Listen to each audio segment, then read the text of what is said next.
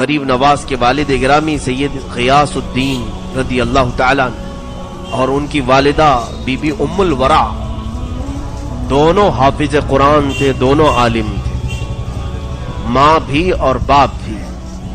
اور یہ تقریباً 537 ہجری کے قریب کا کچھ واقعہ ہے. سنجر کا علاقہ مشہور تھا، پورے کے پورے علاقے میں جو لوگ رہتے تھے وہ کوئی ایسا نہیں تھا جو تہجد نہ پڑھتا. پورے گاؤں میں، اس سنجر میں جہاں پر غریب نواز کی پیدائش ہوئی، پورا علاقہ تہجد گزار تھا. تہجد میں کسی کی قضا نہیں ہوتی تھی، اس میں وہ لوگ کمپٹیشن کرتے تھے، سبقت لے جاتے تھے. ایک رات ایسی آئی 13 رجب المرجب، تاریخ یہ بتائی گئی ہے، 13 رجب کی تاریخ تھی اور آسمان پر آدھی رات میں ہی سفیدی ظاہر ہو گئی. اور اتنی سفیدی سی آئی کہ لوگوں کو گمان ہونے لگا کہ صبح صادق ہو چکی. صبح کی سفیدی جیسے نمودار ہوتی ہے، آدھی رات میں ہی سفیدی ظاہر ہوئی. تو جس کی آنکھ کھلی وہ بے ساختہ دوڑتا ہوا باہر آیا کہ ہائے میری تہجد قضا ہو گئی. سوئے ہوئے تھوڑی سی آنکھ کیا لگی کہ آنکھ کھلی تو دیکھا روشنی ہے، اور جب صبح کی روشنی آ گئی تو تہجد کا وقت ختم ہوا. سنجر کے علاقے میں یہ خبر پھیلی اور جتنے متہجد تھے، جتنے تہجد گزار تھے، سبوں کو ظاہر سی بات ہے وہ بزرگوں کا تال میل بہت اچھا تھا کہ ایک عبادت کرتا تو دوسرے کو اٹھا بھی دیتا تھا، دوسرے کو تعاون بھی کرتا تھا.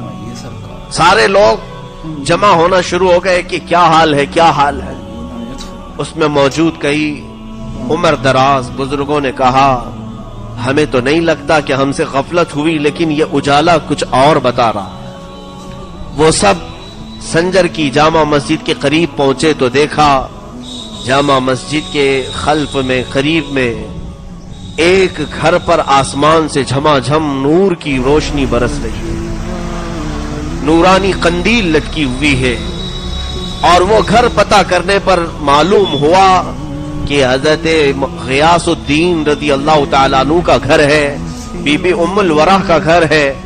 تو کئی تہجد گزار بزرگ وہاں پر جمع ہوئے کہ آدھی رات میں اجالا اور ان کے گھر سے اجالا. ابھی یہ سب کشمکش میں تھے کہ غیاث الدین کا دروازہ کھلا، ایک دایا باہر آئی اور معین الدین کی ولادت کی خوشخبری سنائے. حسن چشتی رضی اللہ تعالیٰ عنہ غریب نواز کی ولادت کی تاریخ میں لکھا گیا ہے آدھی رات میں پورا سنجر روشن تھا.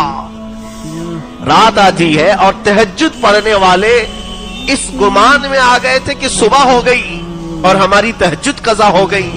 لیکن پتہ کرنے پر، جانکاری حاصل کرنے پر یہ معلوم ہوا کہ یہ نہ صبح ہوئی ہے نہ سفیدی ہوئی ہے، بلکہ یہ کوئی اور صبح معین الدین لے کر کے آیا ہے.